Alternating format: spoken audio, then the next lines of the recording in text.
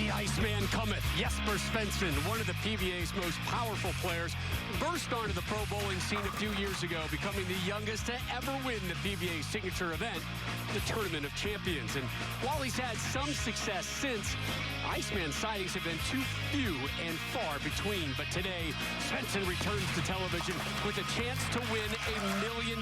All it takes is a perfect game here at the PBA Indianapolis Open. We welcome you to Saturday Night Live, PBA style, sold-out crowd at historic Royal Pin Woodland for the Go Bowling PBA Indianapolis Open, where a $1 million payday is in play. The fairy tale story of Tom Smallwood reemerges tonight. We have two going for their first career titles. And Jesper Svensson, the #1 seed, brings his hard-hitting style to Indy, looking for his first win in years. We're going to begin tonight with unemployed auto worker turned PBA pro Tom Smallwood versus Nick Pate, who goes for his first title. Anthony Simonson looking for his first title of the season. Houston native Sean Maldonado also looking for his first career title. And Svensson, the Iceman, sits as your #1 seed. We welcome you to the 7th event of this season's PBA Tour. Once again, Rob Stone, the Hall of Famer, Randy Peterson here with you. All right, NFL Combine was in Indy this week. So the GMs, the head coaches, all the scouts, what are they looking for? They're looking for precision. They're looking for speed. They're looking for athleticism. They're looking for power. Yeah. If they were watching Jesper Svensson this week, they'd be saying to themselves, we may have just found our #1 pick.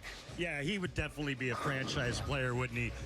First off, he has the strongest, most devastating strike ball on tour.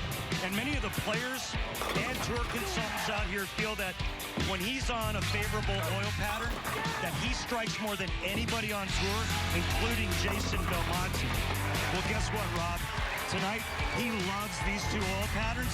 He's the only southpaw on the telecast, and he's got the entire left side of the lane to himself. You and I have been exchanging conversations with some of the consultants the last couple hours. One just hit me up about 3 minutes ago and said, what? Well, it's the most conversation that I've heard about the $1 million, but so many feel that if the $1 million were to be won, Jesper Svensson has the best chance of winning it tonight. Tonight could be the night for that $1 million payday. And the Iceman standing by live with our Kimberly Pressler. Thanks, Rob. So, Jesper, there's been a whole lot of talk about all the striking that you've been doing this week, but you told me tonight that you were destined to bowl for this title. Why is that? I had one bad game in qualifying when I kind of fried out a little bit, and my bowler said, "Hey, what are you doing?" I said, "Guys, I'm supposed to bowl for this title. I feel comfortable, and I know that I should be able to be here." And somehow I got here, and still 10 more frames to go, so I hope I can go to work. All right, well, thank you so much for your time. We're going to see you in the final match, guys. Kimberly, thank you. Our field size, it started at 120. We're down to 5. 14 games of qualifying, and then the field was cut to the top 16 games of round-robin match play. The top 5 advanced. Close to 3,000 games were rolled this week here in Indianapolis just to get here to primetime Saturday night live on FS1, the Go Bowling PBA Indianapolis Open. Time to meet our first two competitors. The #5 seed has 3 PBA Tour titles, including a World Championship. From Saginaw, Michigan, Tom Smallwood.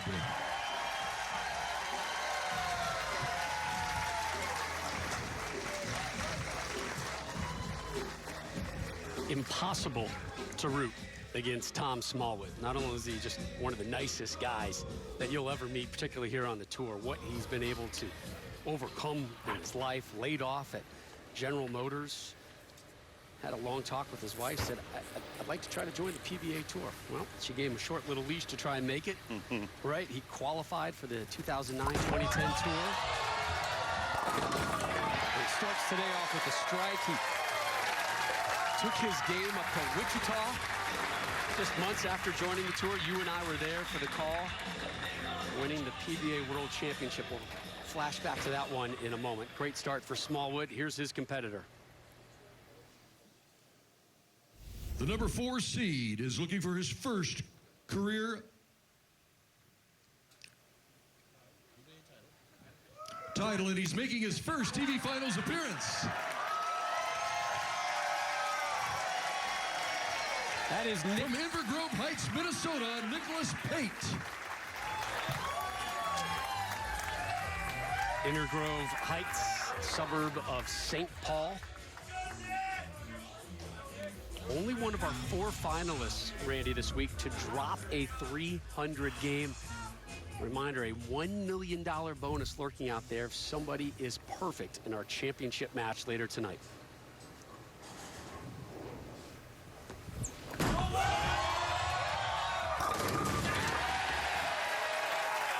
Pretty good shot for the first timer there, Rob. You want to take a look at the oil pattern? I would love to, my friend. All right, let's take through it.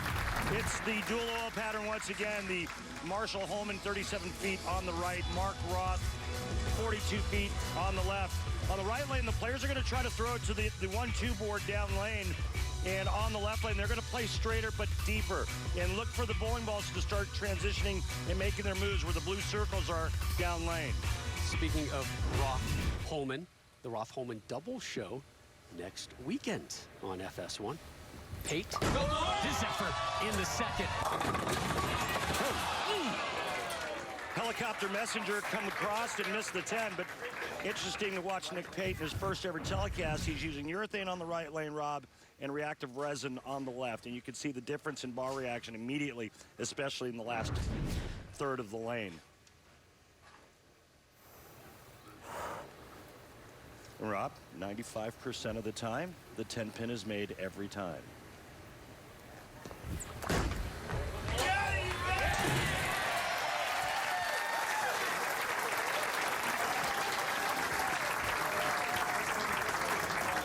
So strike spare to start for Pate in his first ever televised appearance. That's a heck of a start. Yeah, not bad. Both shots hitting the pocket. It's a good way to start. This guy's been here before. Rack attack solid. He's been here before, but boy, it feels like forever since we've seen him.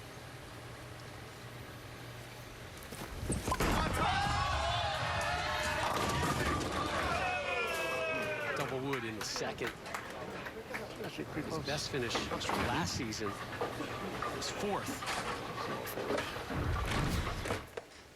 Coming in light, leaving the 2-8. And the object when shooting the 2-8 is to try to cover both pins with the bowling ball.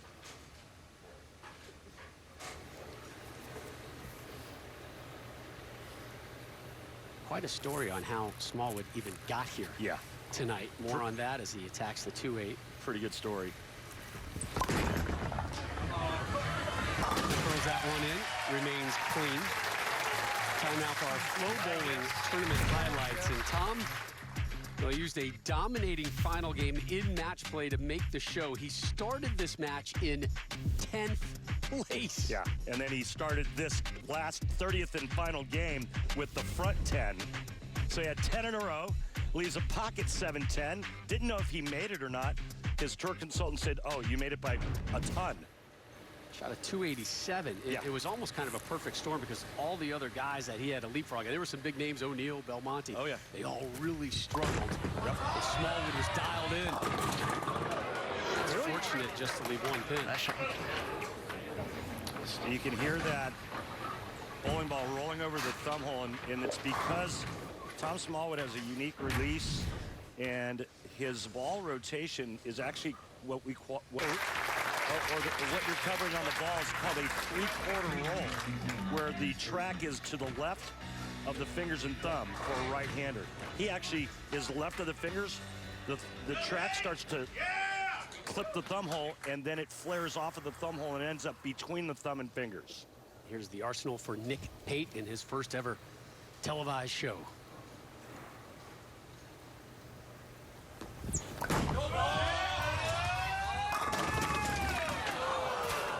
Dirty 10 pin.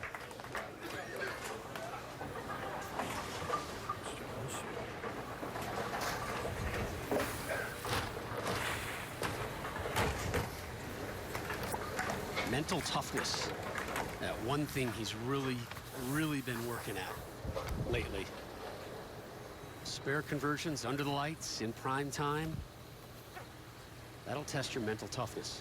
Yeah, well, he's basically said that's what's turned his young career around. He's a three-time Team USA member, 2017, 19, and here in 20. Little team look from the 2017 group. Got Marshall Kent up there, top right. I think saw Sean Rash there as well. Medalist at the Pan Am Games last year. His best PBA Tour finish, third at the 2018 PBA Extra Frame in Lubbock. That was a non-televised event, though. Does already have one win over Smallwood this week. We're even through 3. On the strike train. I love what he told us last night when he was talking about his mental toughness, and he said, my tour rep, Tim Mack, said I was a maniac. I'm a maniac, maniac. I'm sorry, go ahead. I went on a tangent. No, that's it, man. He said I was a maniac, and I had to start processing differently. Had to take a look at him. I got to calm myself down. He admitted he was mean. He was mean to his reps. Yeah. Right. Have you ever met anyone from Minnesota who's mean? No. Right? What an outlier.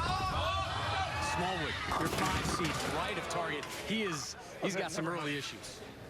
He's got a ball that's not even hooking down lane. So what does he do? He's got to get out of that ball and find something that'll react.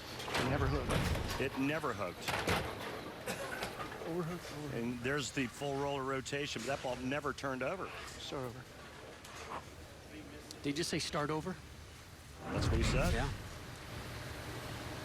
Again, mental warfare on the lanes. 1, 2, 8, 10. Get it!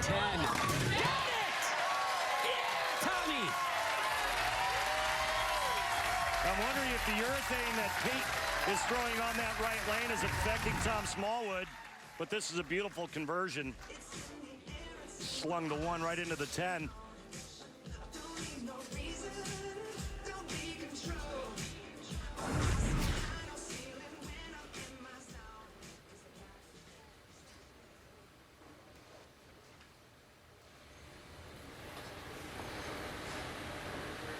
Let's see what he does with that momentum. Down 4. We begin the 5th.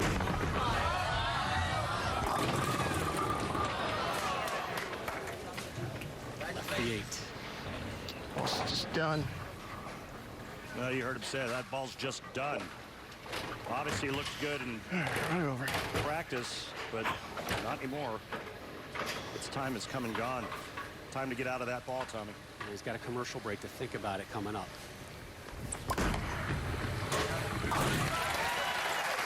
Spare shooting has been on point. Well, it usually is at this level, or if you want to get to this level, it better be. But he's doing Nick Pate a big favor right now and not putting any pressure on the first-timer to television. Smallwood started with a strike. Since then, spare, spare, spare, spare. Pate trying to make this a double here in the 5th.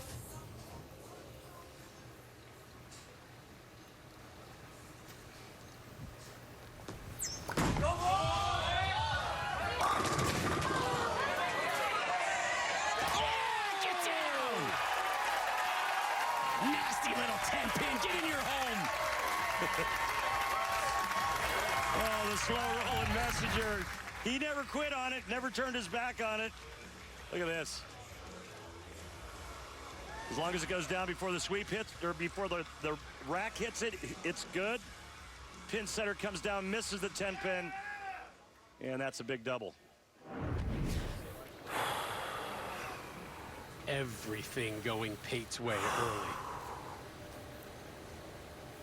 Former collegiate bowler at Midland University. Second week in a row, we've got somebody from Midland University on the show. Go ball! Harry Crowell joined us last week. Did a pin just jump over those two? It looked like it went right between the two. And by the looks of Strike Track, that looked like a pretty good shot there location-wise. That's the head pin, yeah. Right between it. By him.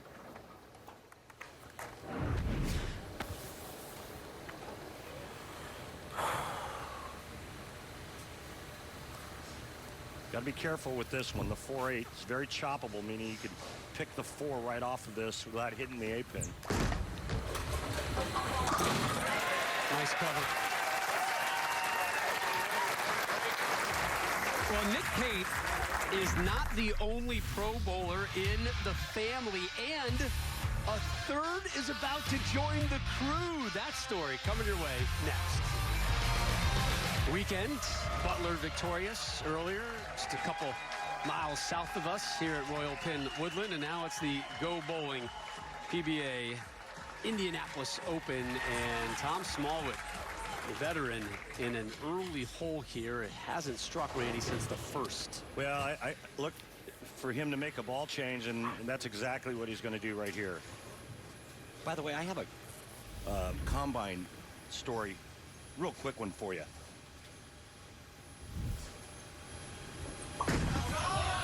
The ball change. Oh, man. But at least it was a better motion down lane. That ball actually curved. Now, bad break, the ball going right by the 9-pin. But at least that gives him some hope. He makes the ball change, throws a good shot, and then this ball actually curves. Or, as some folks like to call it, hook. Your combine story? Did you see about the 369-pound lineman that ran like a 5.140? Impressive. That's incredible. Yeah. Speaking of incredible, how about what Tom Smallwood did at the 2009 PBA World Championship in Wichita, Kansas? The guy had essentially just been laid off months ago. Yeah. Becomes a pro. And Tom just did the dirty work. Kept churning it out. You and I were there, and that was one of the more emotional events we've ever been a part of. There's Nick Pate. He leaves the 10-pin.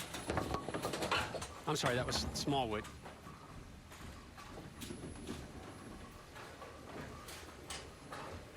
So now it's Smallwood trying to clean this one up for his 6th straight spare. Spares don't get you the paychecks. You need some strikes. Especially when you're trailing. Can't make up ground with spares. You got to do stringing strikes. And he's made it awfully easy for Nick Pate in his televised debut. Take a look at our score. I also want to explain the plus minus. Check out that number right there. Plus minus is an accurate description of the score of the frame that the bowler is in. Max score and plus minus could be different depending on whether or not the player is on a strike.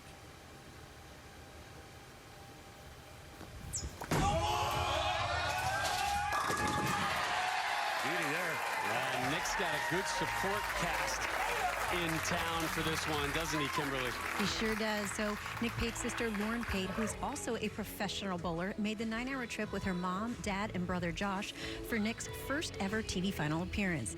Lauren and Nick actually intend to bowl together at the Striking Against Breast Cancer mixed doubles in July on the PBA Tour. But today, she's here to cheer her brother on. We mentioned that another pro bowler about to join the family. Lauren engaged. Someone who's on the tour right now. Way right of target. Look at how far right that ball is compared to where he's been. It's a good 4.5 to the right of target. You want to cover all 3 pins with the bowling ball, starting with just the left side of the head pin.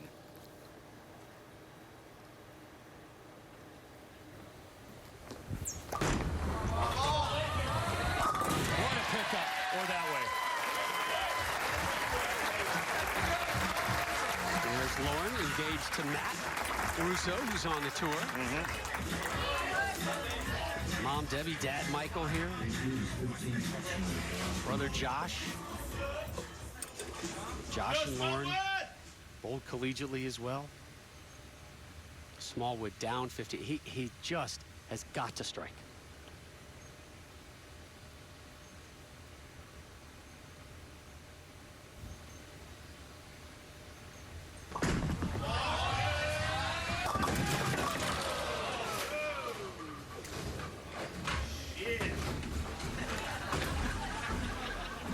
That is nasty. That is no way to treat one of the best on the tour. Well, he never really believed in his ball reaction. Yeah. Changed to this. The last time up went solid 9, and then right through the nose for the Big Four. The Big Four it's only been made once on television, and that's by Walter Ray Williams Jr.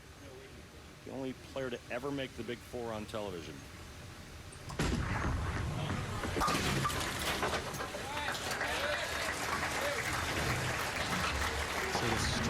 of spares ends at 6, an open frame in the 8th. This one is just being served up on a silver platter to Nick Pate. Yeah. You know, whatever he had in practice and what he liked, he brought that one to the dance, and guess what? They stopped playing the music. Or she had won a dance. I've been there before.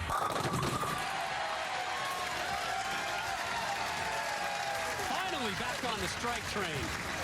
His first strike since the opening frame. Well, it's not over. If Nick Pate opens in either the 9th or 10th frame, Smallwood can still win this game, believe it or not. His max score is still 196. Nick Pate, if he goes strike, spare strike in the 9th and 10th, they'll shoot 208. Clean through 8 and up 31.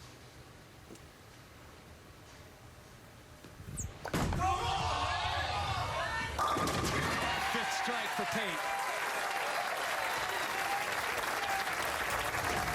And he is now that close to moving on to our next match. Like he just asked for a re-rack. He's got his wits about him for Sure does. for being on television for the first time ever. He's really staying in the moment. He's focused, making some good shots. Trying to win his first tour title in his first televised appearance. Last time that happened, 2017. Richie Teese did it. So Pate off that re-rack. You see the 2 white slashes underneath the players' names right there. Well, Pate's got 1 re-rack left. Used 1. Tom's got both available should he need them. Strike and he'll move on. Go on! Next.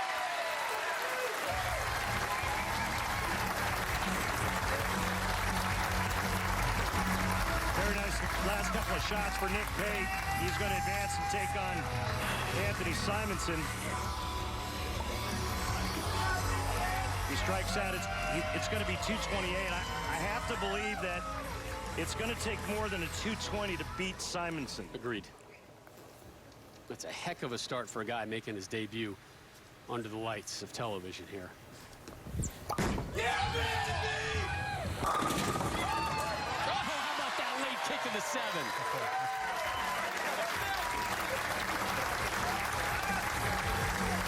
So Nick Pate, the Minnesota native, moves on. Tom Smallwood is done. Coming up next, Player of the Year candidate Anthony Simonson. Plus, we're going to be joined live by the Hall of Famer Mike Albee. Last week, we were at the PBA in Lincoln, Nebraska. For the U.S. Open, Anthony Simonson taking on Jason Belmonte. Belmo victorious in this one for his 23rd title and record 12th major. The big news, though, is he put on the green jacket. It made him only the 2nd bowler in history to capture the Super Slam, winning all 5 majors. Who does he join? Yeah, the Hall of Famer Mike Albee, who's standing by live with Kimberly. Thanks, Rob. So, Mike, what's it like to finally have someone in the Super Slam Club with you? Well, it's exciting. I mean, I had a great time watching it last week, and brings back a lot of great memories for me as well. Well, you are one of the all-time greats of all time. So what are your thoughts on Jason Belmonte? Well, I mean, forget the power, the accuracy, and all that. What I find the most exciting as far as being somebody in the industry is the fact that Jason is passionate not only about the sport and the game, but the people in it. And just by watching the way he interacts with the fans and the sponsors, and that's what moves me the most. And he's a great guy. Well, thank you so much for your time, and we're very excited to have you here tonight. Oh, it's great to be here. Thanks. Talking about great guys, that Mike Albee's one right there. And he was just talking about Belmo, who sits on top of our PBA playoff points list right now. The top 8, Randy, get a bye in the first round. The top 24, once the USBC Masters is done, advances to the PBA playoffs, which begins April 6th. Jesper Svensson, our #1 seed tonight. There he is currently in 12th. That obviously can improve. The big nasty Wes Malott on the north end of the yellow line, but Sean Maldonado still the bowl tonight, currently sitting in 25th. He can easily leapfrog Wes and company with the win. And again, the playoffs begin April 6th, Norco, California, just east of Los Angeles. That's not far from you. You are correct, my friend. Well, the push to move up the playoff standings continues next. It's Pate taking on Anthony Simonson when our live coverage of the PBA on FS1 returns.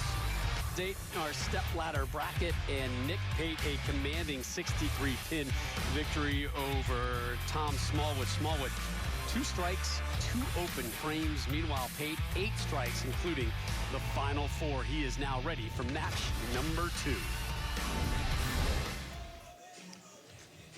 The number 3 seed has 7 PBA Tour titles from Little Elm, Texas, Anthony Simonson.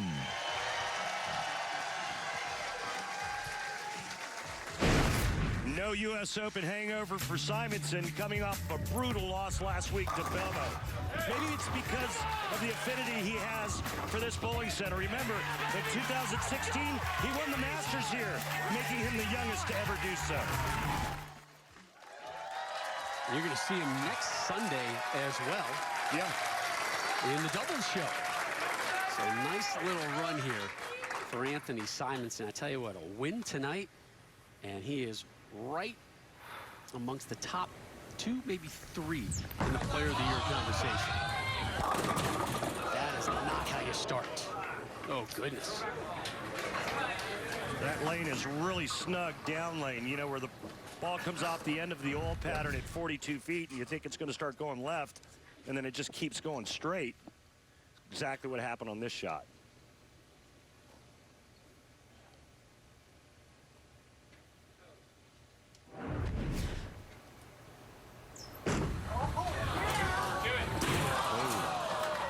Backup ball action at that 210. He's really good at throwing it in that direction. We have seen that backup ball approach from him in the past. So what is a backup ball? Well, that's where you make the ball curve in the opposite direction. So that would be actually the direction a left-hander would rotate the bowling ball in. So he starts with an open frame, and once again, a nice, calm, easy segue into the match for Nick Pate. And Pate takes advantage. He started off his opening match against Smallwood with the strike. He replicates that against your 3-seed Simonson. Staying with the urethane on the right lane, kicks the 10 late.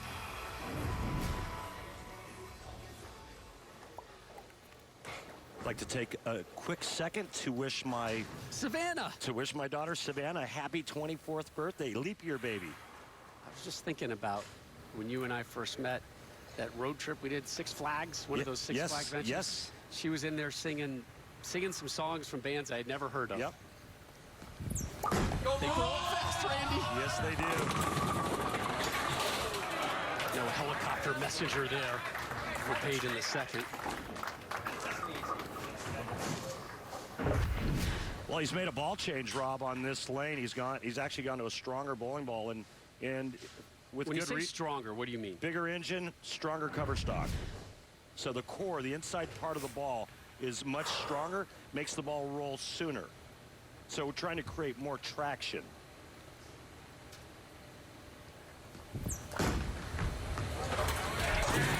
And for good reason. That left lane looks pretty slick.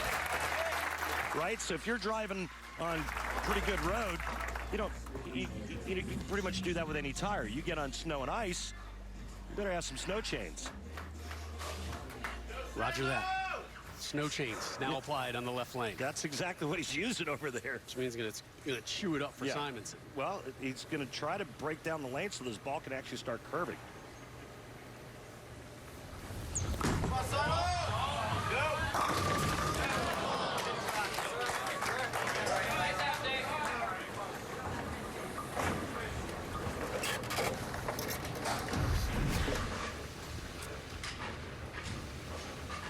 Check out the track there on the right lane that's already broken down right here.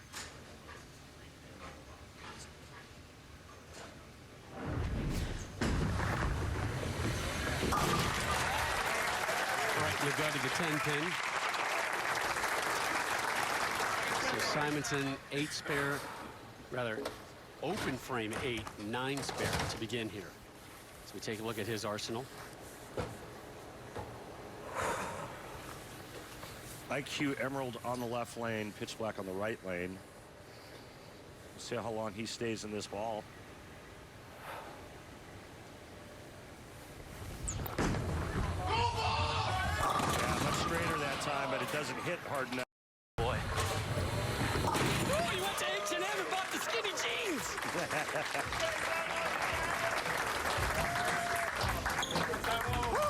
Well, an open in the first frame is something you can overcome, but 2 opens in the first 3 frames could be disastrous, and just caught enough of the 10-pin. Kept the price tag on those skinny jeans. Going to return those tomorrow. You only want to wear them once. I know you've got skinny jeans back in SoCal. I know you do. You know who's got skinny jeans? Pate with the strike. My boy Stu Holden, who is live right now over on Fox Sports, calling the MLS season opener. First ever game for Nashville taking on Atlanta. I've got it up on the Fox Sports Go app right now. I mean, what a night for sports here on Fox and FS1, and tomorrow XFL here on FS1 as well. Why go anywhere else? Just bunker down. Just get more TVs. Yeah, do whatever you got to do. Pate up 13, can max out with a 280. We begin the 4th.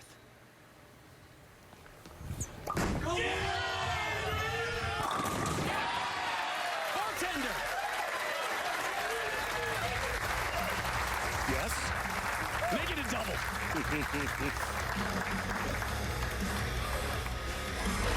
You know, sometimes you catch me a little off guard, and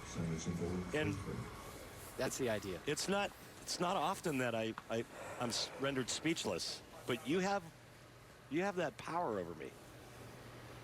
Simonson's got some power to his game, but he needs a strike. Open frame, spare. Here he is in the 4th. Simon, yeah, get him on the drop. Well, that look says Bigger ball. a lot of things to you, Randy. He just looked over to Screw and said, I'm going with a bigger ball on the left lane, but trip 4 is your best friend for a right-hander. Look at that. Exactly what he needs to get it going. Look how quick those eyes darted right. and the smirk popped up.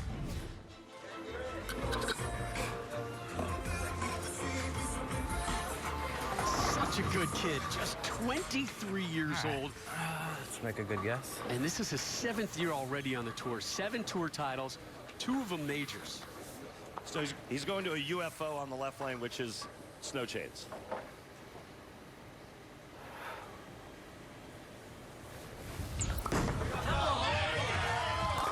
Oh, no chains, take you home. Yeah, that one's digging in on the left lane. They may have to replace the wood when this one is done. Yeah, this is like a little snow plowing going on. But at least finally the ball grabbed the lane. And more importantly, he answers Nick Pate's double and gives Nick something to think about. But here is Pate. Looking for 3 in a row in his TV Finals debut.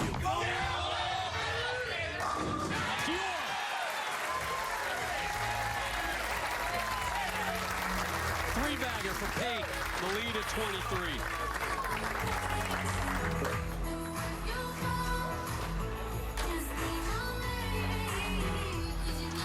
23. Really impressed by this debut effort under the lights by the Invergrove Heights native from Minnesota.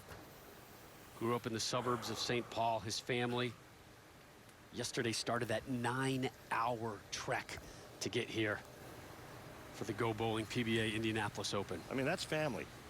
Only family does that. Look out. Holy smokes. That came back from Kokomo.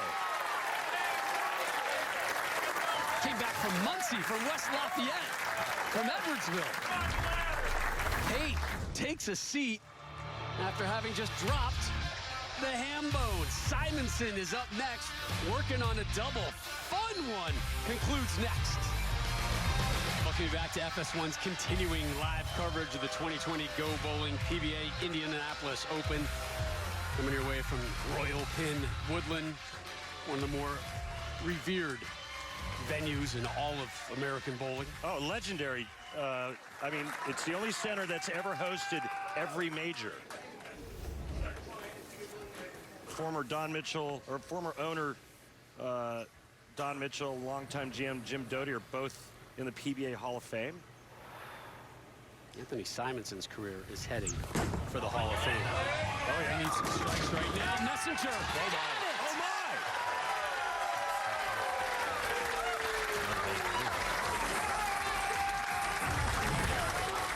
Check this out. Headpin comes sliding in the home. It takes the catcher out. Give it a little hip check into the pit. So that's 3 in a row. Now Simonson trying to match the 4 in a row that Pate has dropped. You know what we're sitting on, Randy, don't you? Possible double ham bone. Brooklyn ham bone, my favorite! Sorry. There he is. You bring a good sign to the PBA show, we're getting you on television. Listen up, people. Bring it to Vegas. Bring it to Reno. Bring it to Norco. Bring it to Dallas. Bring it to Denver. Bring it to Jersey. You bring a good sign. What am I doing, Randy? Getting you on. Or putting it on television. Yep. You get on the air. You want to be on TV, bring a good sign. That is my pledge to you, bowling community. Nick Pate, the Minnesota native, in the 7th. Let's take a look at Nick's game from profile, as there is no backing down in him anytime soon. But let's see. Now he's up by 22, as you see the plus minus, but the max score has changed, and that's because he just got 9, and Simonson is working on a strike. Just a little bit high leaving the 4-pin.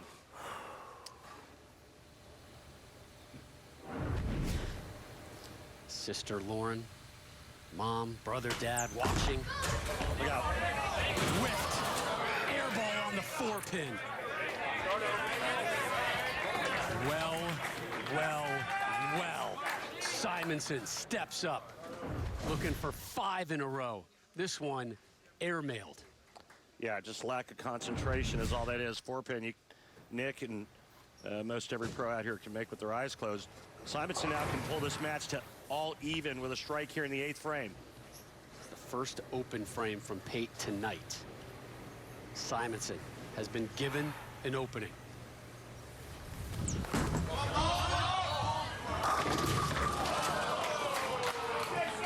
Gotta be kidding me, 10-pin. There's literally nothing you can do when they're that close together.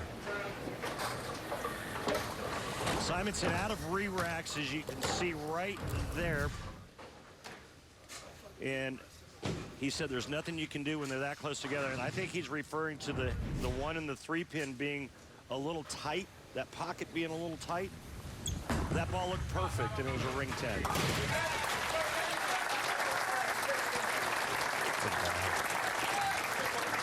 So right here, Simonson out of re-racks.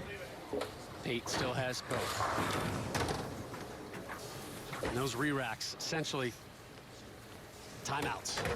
Give yourself a little break, something you don't see, or something you see that you don't like. 2 10-pins for Simonson on that right lane, Rob, and he has to finish the match on that lane. The question now is, how does Pate rebound from the open frame he just threw? Yeah, the inexcusable whiff on the 4-pin. We begin the 9th frame. Simonson down 11. Again, leaves that 10-pin. So you see the plus minus was 11. It's now 12 because he didn't strike. He got 9. So that increases the lead for Pate. And Simonson with a spare will be trailing by 12. And he's going to need a little bit of help. Jesus. Didn't like you. landing spot of his foot. Still gets the spare. So Simonson had an open frame in the first. Pate had an open frame in the 8th. Let's see how he bounces back. Up 12.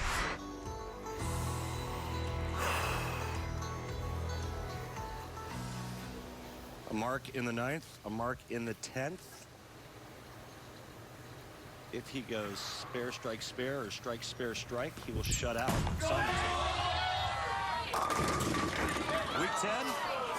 Yep. It's okay, he doesn't lose count because of the open frame in the 8th. A spare, he'll still maintain a 12-pin lead going into the 10th.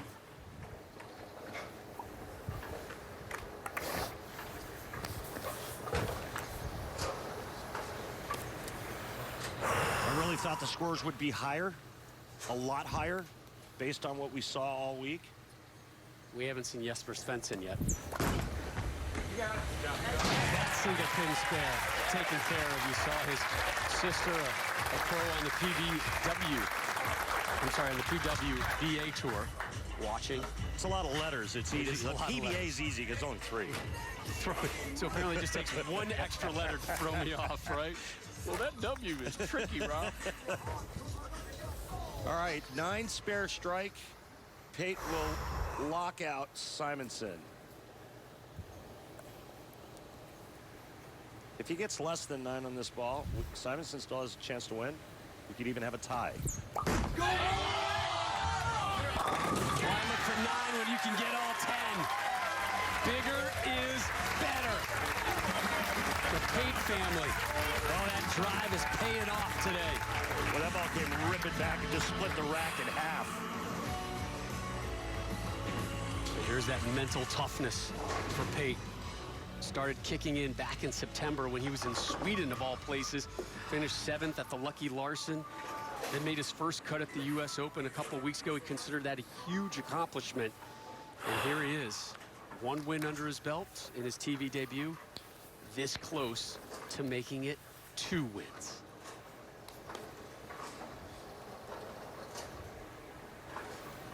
Needs 9 and 2 balls.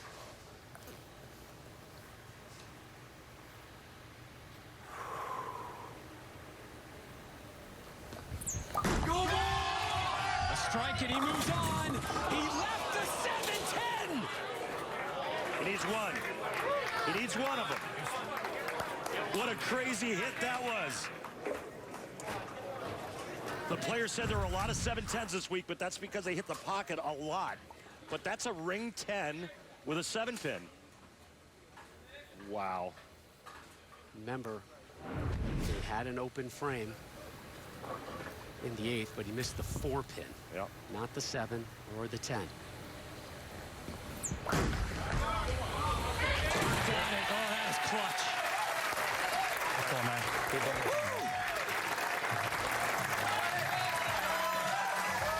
Two wins for Pate. And he moves on. So your number 2 seed, Sean Maldonado, steps up next in search of his first tour title. Plus, some of bowling's best hit the gas with racing legend Tony Stewart next.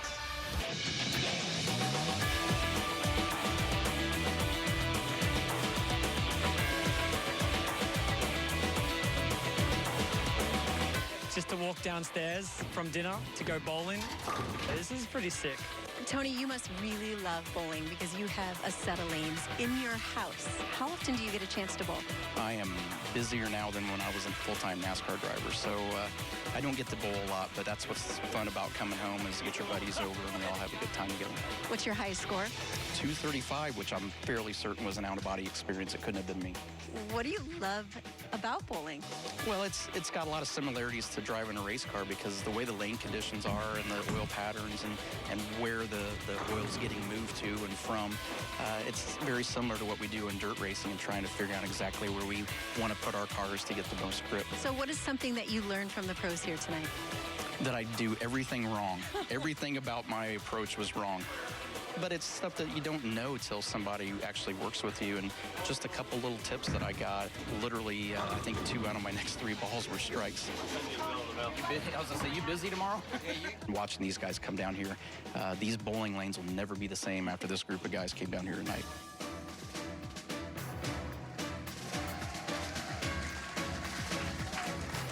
Love watching the intersection of those two sports.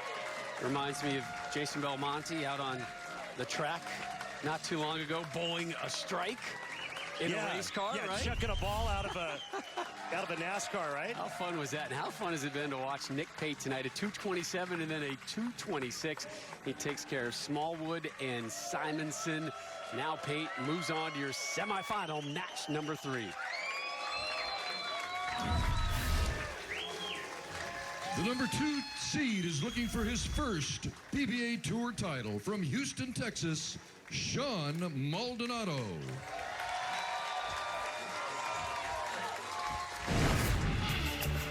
The Candyman is back and making his 5th televised appearance. This 11-time regional champ has a unique two-handed style, and today he looks to win on the big stage for the first time in his career.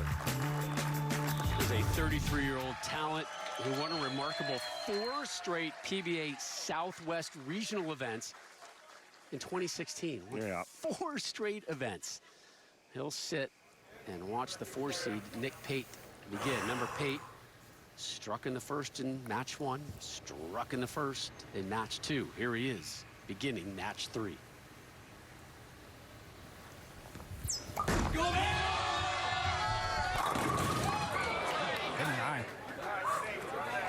You hear him say good 9, and he got that ball inside a target, and that ball just laid there. So the middle part of the lane is developed. There's a lot of oil in the middle and down lane, which gives the players a little bit more area. We talked about the majors last week and the two weeks prior, and how flat the oil pattern was and what that meant. So this is the exact opposite. In fact, all 5 players on the telecast today all averaged over 230 for the tournament.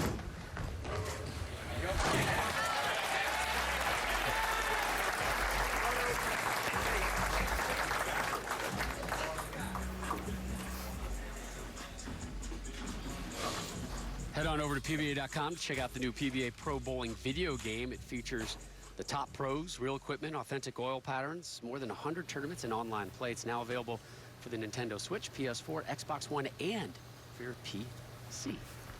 The 2 seed, Maldonado from Houston, gets them all to drop.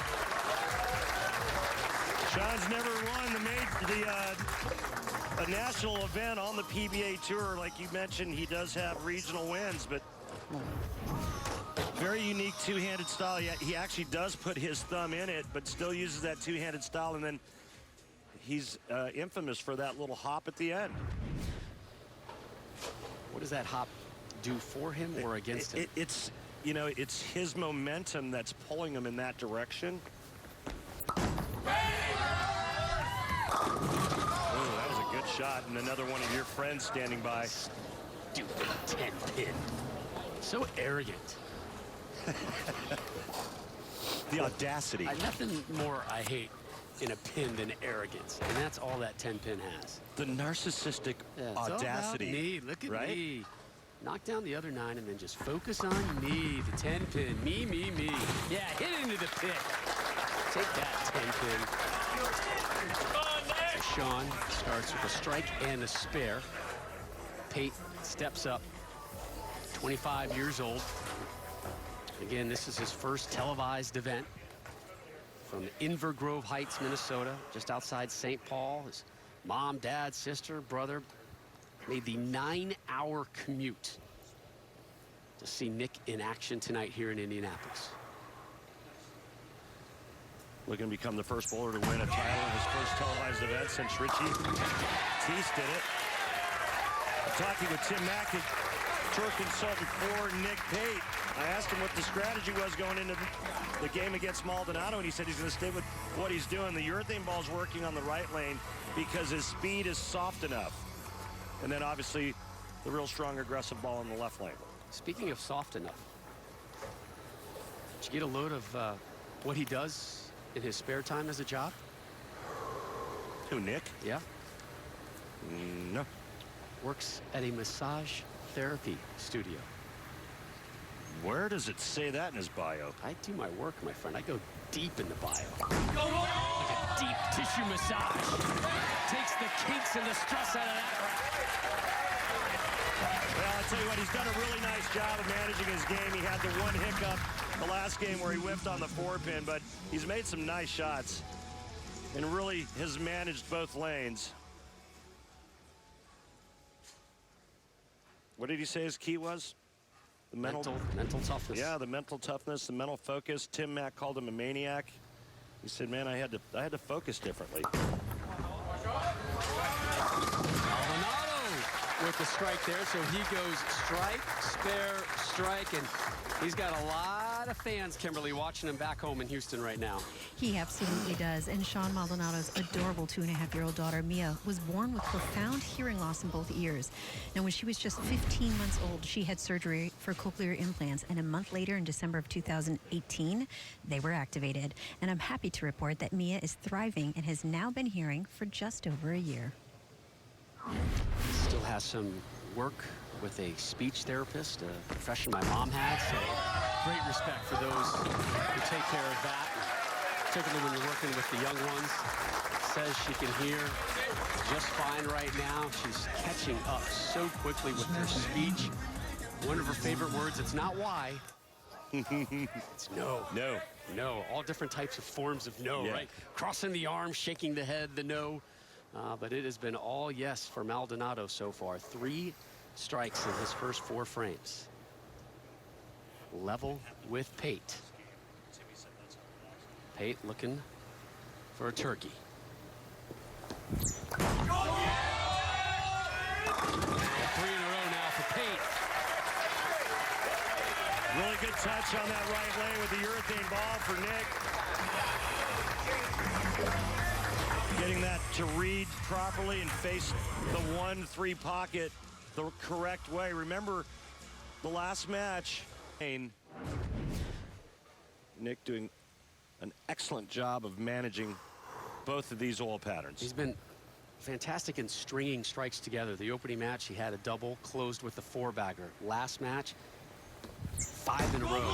Frames 3 through 7. Come on, get that 10 down. So that's going to end a string of 3 straight for him, and now he's got a real big challenge here in the 5th. 2, 4, 10. Yeah, this ball doesn't get back, and looks like it was hydroplaning. 2, 4, 8, 10. The 8 goes last. He's going to try to get over here and slide and cut that 2-pin over into the 10, and the ball will take out the 4-pin.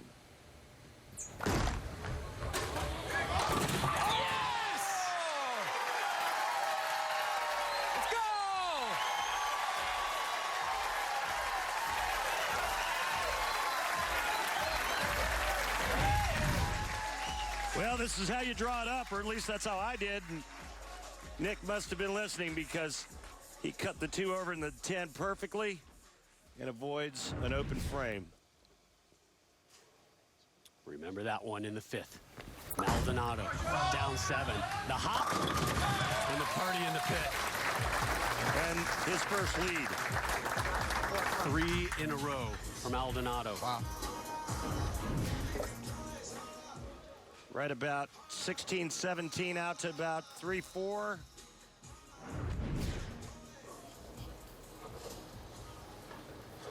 Had 5. Rather, let me take that back. Yes, had 5 top 10 finishes last year. This will be his first of this campaign. Well, he's throwing a zing hybrid, and he just threw another zinger for a 4-bagger, or as a good friend of mine once called it, a ham bone. I'm sorry, what? A ham bone. Ham bone? Ham bone. A ham bone? No, ham bone. Oh, a ham bone. Ham bone. Ham bone. To go look at that after this match. You didn't see all the banners hanging up? I missed it. It is so cool. They've traveled throughout the Boeing Center, throughout all of the renovations that have happened in this center. They just keep moving. But I'll tell you what, they've kept beautiful care of all those banners. They really cherish them. Love traditions like that in this sport. It's awesome. Pate working off a spare. Down 13. That was me. All right, so you heard him say it. That was me. That was me. Poor release. The ball hung. It didn't get back to the pocket. The good news is he only left a 2-pin.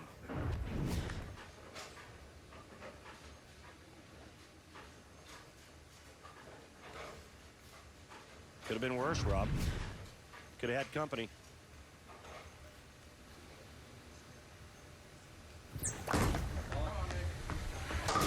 Hammers that one down, so 3 strikes, 3 spares for Pate here in our semifinal. Take a look at the way he's playing these 2 lanes and how different it is because of the bowling balls.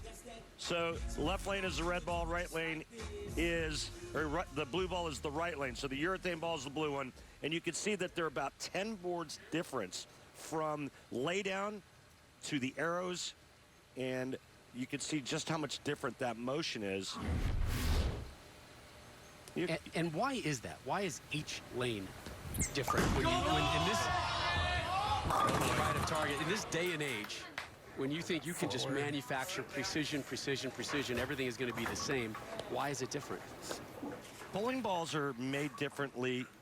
I'm not talking balls. I'm talking the lane. I'm talking the lane. Well, but keep in mind that the 2 oil patterns are 5 feet in length different, right?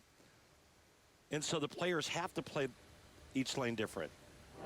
And the lanes are built differently as well. There's different. Well, the topography. Exactly. The topography and based on the installation, that changes as well, or can be different. Right. Really nice cover.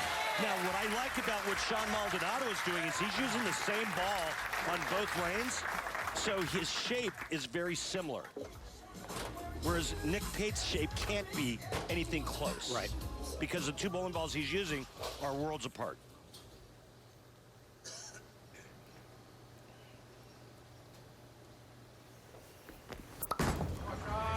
Looking for 5 in a row, finding it. Well, he's got a nice look. Randy, you and I back here in Indy next Sunday, March 8th, noon Eastern, here on FS1. Roth Holman PBA Doubles Championship. Your 1 seeds, Kyle Troop, Jesper Svensson. We'll see you next Sunday, noon Eastern here. Svensson, the 1 seed next week for the doubles, the 1 seed tonight for the singles event. He will take on the winner of this one, Maldonado, starting to distance himself from Pate. Maldonado is just shaping his bowling ball perfectly right now. Remember, he left a 10-pin in the second. Everything else has been strikes, Rob.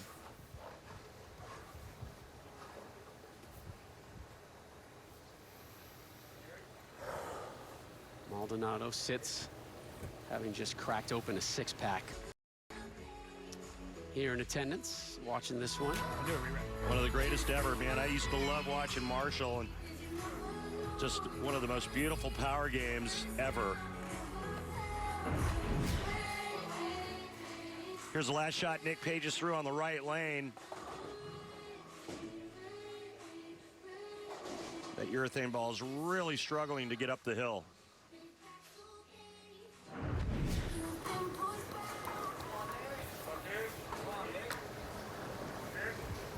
Pate's got 1 re-rack left. You see that white slash underneath his name. Down 38. We begin the foundation frame 9.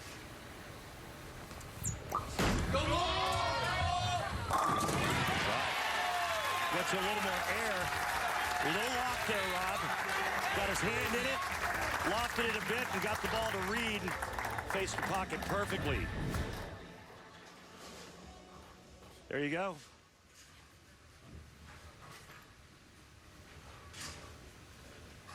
So pair. Maldonado. Oh my God. Didn't like it. Oh, and he gets a big break. Huge. Huge break. Look at the difference in that shot versus what he's been doing. A good 3 boards inside a target. That ball could have gotten 5 easily. Instead, he trips out The 7 and the 10 only leaving the 4-pin. We've seen this shot missed tonight, but not here.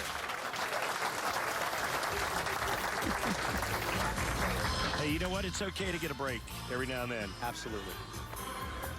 Again, Maldonado has never won on the tour. Gotta let it go. Big fan of Houston sports teams, including the Houston Astros. Randy's got some issues with the Astros. In fact, I thought you were going to throw a beanball at Maldonado last night. Well, he needs a spare and good count.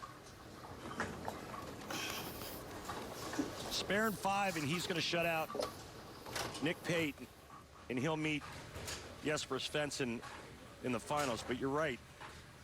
I'm still mad that his Astros cheated my Dodgers out of the World Series.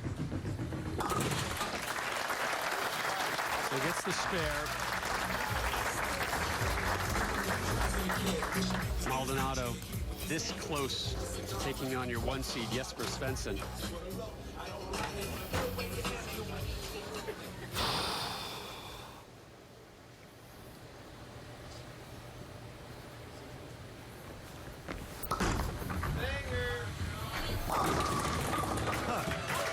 It's enough. That'll do it. Maldonado, the Candyman, moves on to the title match.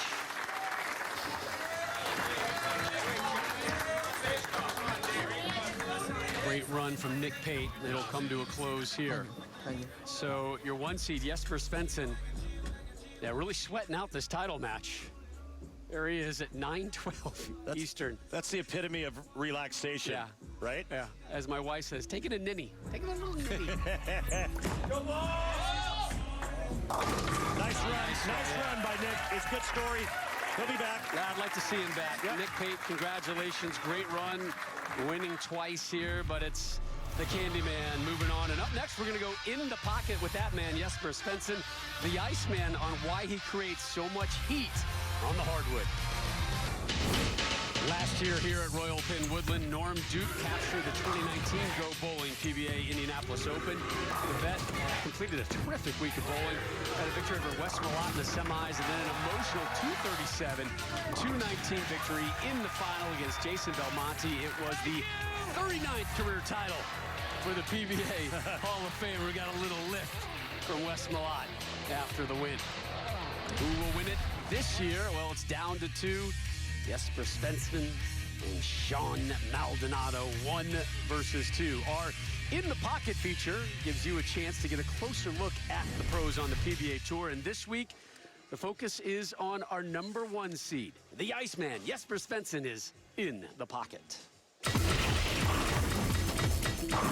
I think that I can do something that nobody else can do. I want to be competitive every time. I really want to make sure that I can make cuts, make match plays and stuff like that. When I'm comfortable and I have it, I can strike more than anybody in the world. And I haven't been scared of dreaming and becoming a very good bowler. So now I'm here on the PBA Tour and enjoying life, so I did something right.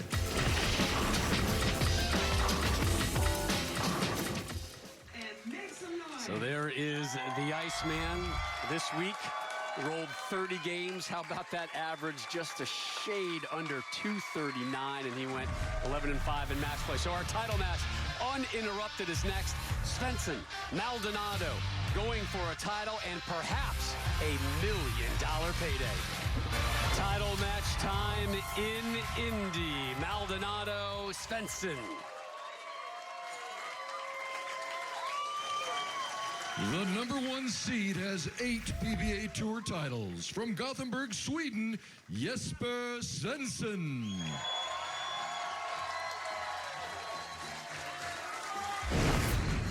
The Iceman cometh. Go. His power is unmatched on the PBA Tour, and there's $1 million on the line for a 300 game in his match.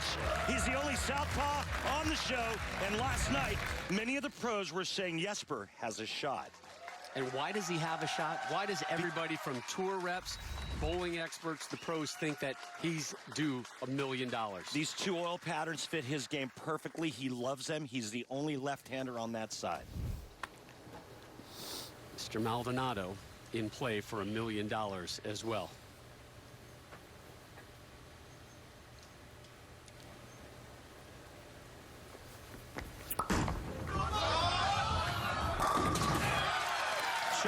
pretty good look too there.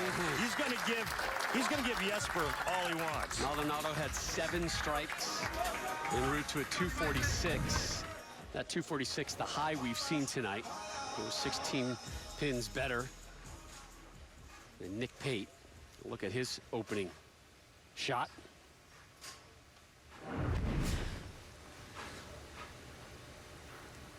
Svensson, your 1 seed.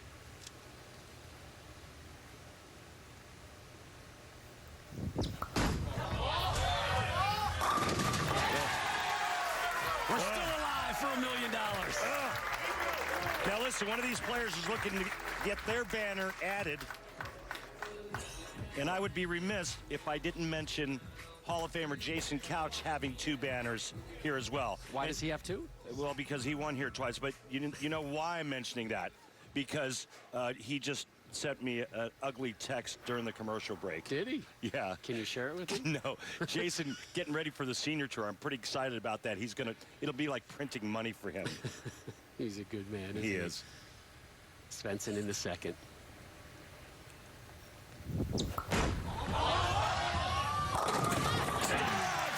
Back opening jacks for the Iceman. Still alive. I guarantee you, PBA, Fox, double checking the legal documents today.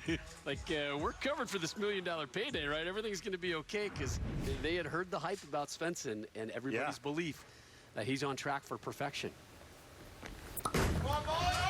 Maldonado trying to match him. Messenger will not get the 10. So Maldonado will not get that $1 million payday. Yes, he would love it, but as a consolation prize, he will happily take his first tour title if he can get it tonight.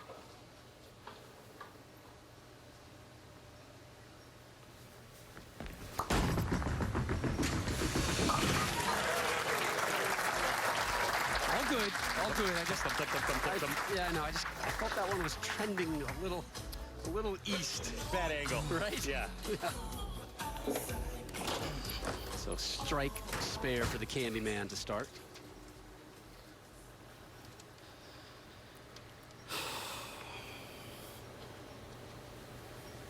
Took care of Svensson twice this week.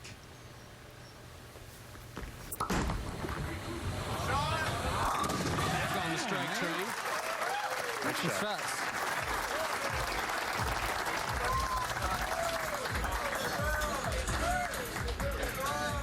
If there's ever a player you'd like to see win for the first time, it'd be Sean Maldonado. He's a great guy, and when he was talking to us about his family, you could just see how important his family is to him, and it was a beautiful story that he told about his daughter and daughter Mia. Yep, be a feel-good story, but he's got his hands full with this guy right here. Whoa. Fox, PBA, guess what? You saved $1 million. You are clear. Yeah. For now. We still have one more shot at it, though. World Championship. I'm sorry, Masters. No. World Championship? Yeah, I was right the first time. Well, he's lucky. He just has to go after that 7. That 10 was putting up a fight for a while.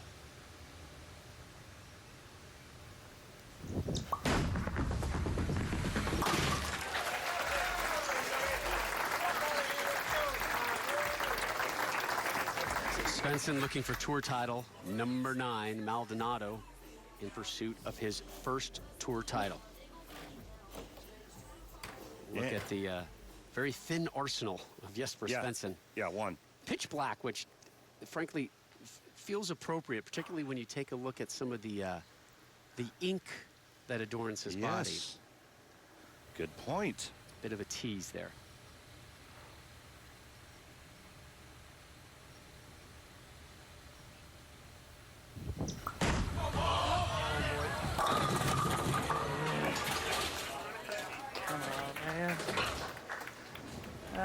Gotta be better than that. Left the 6. Again, we'll see Svensson next week on our double show. Wednesday night, Nova, Seton Hall. I'm going to that game, Randy. Are you? Yeah, can't wait. Live here on FS1. Seton Hall, #1 in the Big East. You are correct, sir. Had a nice win today on Fox. Villanova lost at home to Providence. Big East, what a great basketball conference this season. Svensson curls that one in, takes care of the 6-pin, and he takes a seat. Up steps Maldonado. And Randy, you were talking about Maldonado and the family, and what triggered it is our question to him of, you know, hey, how's this season gone? And it was just kind of an exhale and rough. It's been a grind, you know, only my second cash, not shooting bad, but I just haven't been strong enough. Trouble having a clear vision on the ways. He saw all 10 drop right there. His carry has been down, and he said, and being away from my family while I'm struggling just makes it that much worse. Negative thoughts start creeping in. He's got a new son, a 4-month-old, SJ, Sean Jr. at home with Mia, Dominic, and his wife, Dolores, and you know, you know what it's like to be away from the family on the tour. It is not easy, man, particularly if you happen to be struggling. I was out on tour as a full-time player for about 27 years, and I'll tell you, there wasn't a worse feeling than being in a slump and being away from home. Oh, get lucky. Look out. Maybe. Nope. Well, good news for Svensson, not so much for Maldonado.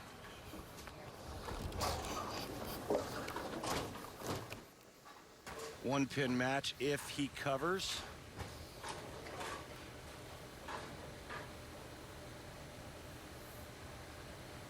And again, it's that left lane that has caused most of the issues tonight.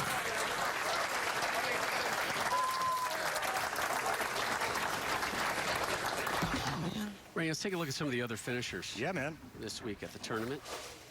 E.J. Tackett. He'll be on the double show next week, finishing 7th. Belmo in 8th.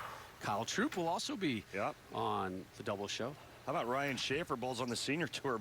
Great. Nice. Great week for him. Who's that guy who came in 15th? Never heard of him. No idea. There's Wes Malott in 16th. Norm Duke finished 17th, tied with Greg Ostrander, and they had a roll-off, and Greg got in. Jesper looks away. Hated it, but he's going to love the result.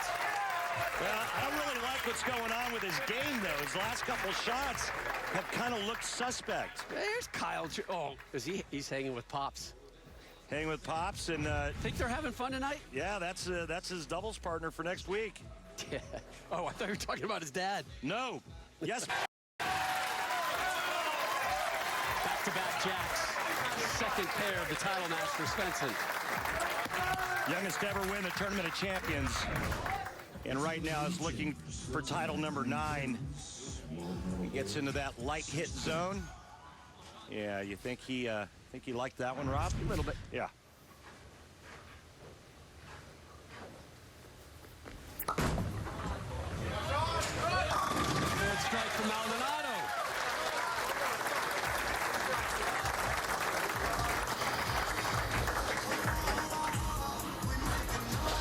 Got some numbers that are fluctuating over there a little bit, but that ball faced the pocket nicely, got a little farther right. You can do that on this oil pattern. It's a little more forgiving than we've seen over the last 3 weeks. He said he was kind of lucky to get where he is with how he bowled. And when I say that, I mean with the arsenal that he used. He said basically just used 2 balls through qualifying and match play. Yeah. Hooked on the right, straight on the left. Yeah. 2 balls for the entire tournament. Crazy. Yeah, you think about the fact that he's probably got about 22 bowling balls in the locker room. He's probably drilled a couple more for the week. He used 2 balls all week. Those are some big eyes on that hit. Yeah. So 2 in a row for Maldonado. 2 in a row for Svensson as well. Steps up now. Lead back to Maldonado. Iceman. Tempting fate, Iceman. That came back from Helsinki. Oh, wait, that's Finland. Yeah, that's all right. The point was made. I get it. It was a good one. This one is wide left, and it comes smoking off the edge of the gutter. That's a lot of pin action, Rob. Yeah. Yeah. Look away the eyes. That may be the best look ever. Right? What do you want me to do? Are you kidding me? Really? Svensson working on a three-bagger. Go.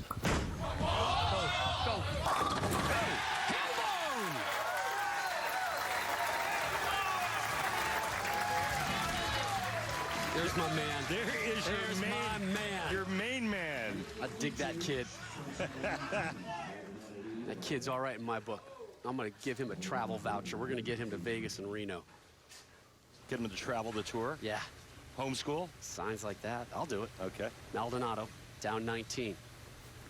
Trying to match all these strikes from the Iceman, and now he's got 3 in a row. Oh, a little steely gaze there. We got us a match. We sure do, partner. Exactly what you want, a title match. You have it come down in the 9th and 10th frame. Maldonado aces this. Man's never won a national title.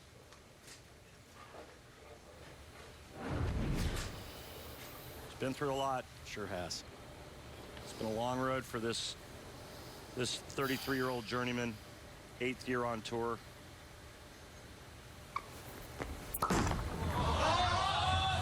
Yeah, it looked like it was high immediately out of his hand. So bad. Right so here. bad.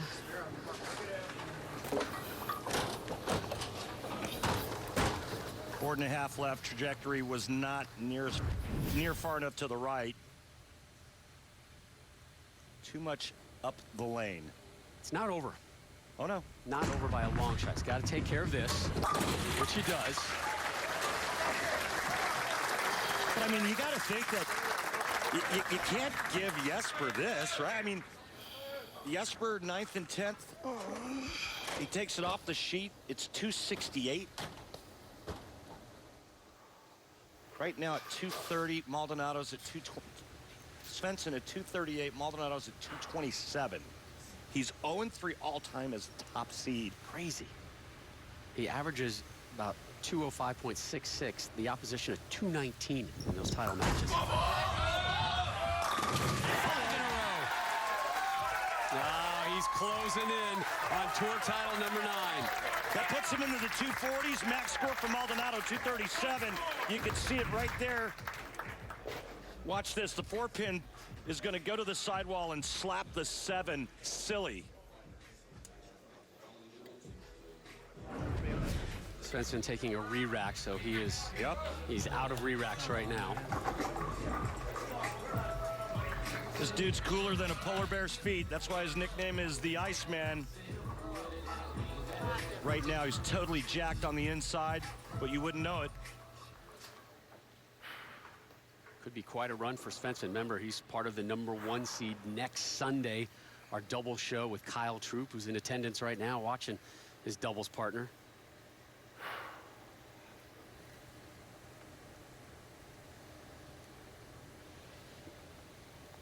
A strike for the title. Well, he's got to make this. If he misses, Maldonado can snatch victory away from Svensson in the 10th frame.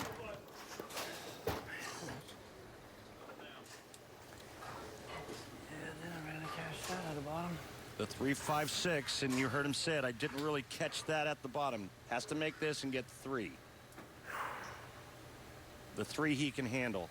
This spare, easy to chop.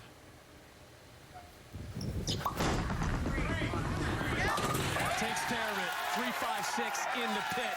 3 pins separate him from a 9th tour title. Take your spare ball, throw it right down the middle. He's far enough away from the gutter. Still. This one's going to be going. This is me. This is me giving the advice to the Iceman. Shaking. This is going to be pretty straight up the lane. Trust me. Yep. Needs 3. Gets all 10. Give him number 9. Wow.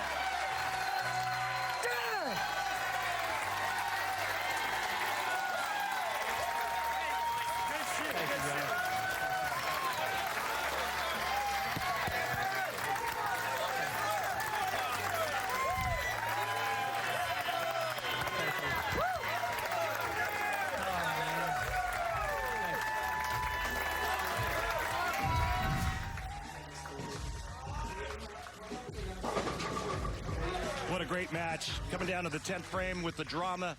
When he left the 3-5-6, covers it perfectly, and then 10 in the pit to seal the win. 9 wins at age 25. It's been a while. It's been a longer drought than we expected. Maldonado closes out. He'll finish in second place. Guppy and company hugging it out with the Iceman. There's Tim Mack in there. Osku.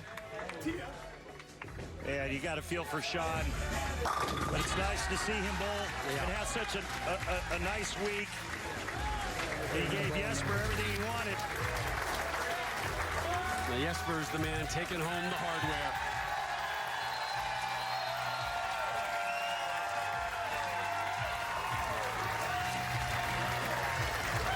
Thank you, Storm, Bryce, Coolwick, Gaps Bowen. You guys are the best. Yolene, I know you're watching. I love you, babe. Thank you for everything. Love you. All right, Jesper, that was a super close match. Walk us through that 10th frame. I can't remember, to be honest. You know, you really want to step up and get a strike, but I'll take the spare, I guess. Like, it wasn't the best of shots I've ever thrown, but it's enough, and I'll take it. Well, you were so confident coming into this match. You even took a nap in the previous match. How much did that nap help you when you came out here? The confidence boost always helps. Obviously, I bowled great in qualifying, but to come under the TV lights, it's something different. And these things are hard to win. And yeah, I don't know what to say. I'm happy. Thank you guys for coming out too. You guys had a best. Congratulations on your 9th PBA Tour title. Thank you. We did it. 245, 226, the victory for the Iceman, and get ready for another dose of the Iceman. You'll see him next Sunday, noon Eastern, right here on FS1 and also streaming on the Fox Sports app. It's the Roth Holman PBA Doubles Championship. A win tonight in prime time. You tack on a win next week, and all of a sudden, Jesper Svensson, hello, Player of the Year conversation. Svensson, the 1 seed, wins another title, his 9th of his career, and the Swedish phenom does it from the 1 seed spot. He'll try and do it.